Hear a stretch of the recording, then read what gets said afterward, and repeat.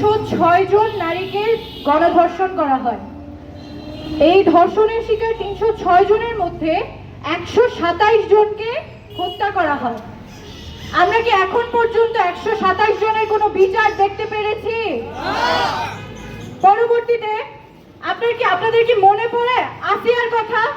আসিয়া হত্যা মামলা 60 দিনের মধ্যে বিচার ব্যবস্থা আয়তায় আনার কথা ছিল। সেই 60 দিনের বিচার কি আমরা এখন পর্যন্ত পেয়েছি? আজকে এতদিন পরেও আমরা আসিয়ার ধর্ষণ এবং হত্যার বিচার নিশ্চিত করতে পারি নাই। এটা আমাদের ইন্টারিমের ব্যর্থতা ছিল, এটা আমাদের ছাত্র জনতার ব্যর্থতা ছিল। তবে আমরা আমেনার বিচার নিশ্চিত করব ইনশাআল্লাহ। আপনি দেখেন 15 দিন আগে মেয়েটাকে ধর্ষণ করা হয়। ধর্ষণের পরবর্তীতে সে যখন দাঁড়ে দাঁড়ে ঘুরে বিচারের জন্য তার বিচার নিশ্চিত না করে সেখানকার বিএনপি ইউনিয়নের সহসভাপতি কি করলেন? তার পরিবারকে এলাকা ছাড়ার জন্য বললেন, তাদেরকে ভয়ভীতি দেখাইলেন।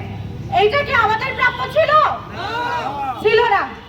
15 দিন আগে যদি প্রশাসন এখানে গুরুত্বপূর্ণ ভূমিকা পালন করত, 15 দিন আগে যদি প্রশাসন তার এবং তার পরিবারের নিরাপত্তা নিশ্চিত করত, তাহলে 15 দিন পরে আমার বোনকে মরে যেতে হইতো না, পরবর্তীতে আবার গণধর্ষণের শিকার হইতে হইতো না। এটা আমাদের প্রশাসনের ব্যর্থতা। এবং আমি বলতে চাই, বাংলাদেশের বিচার ব্যবস্থা যতদিন না ঠিক হবে ততদিন পর্যন্ত এই দেশে একের পর এক ঘৃণিত অপরাধ চলতে থাকবে।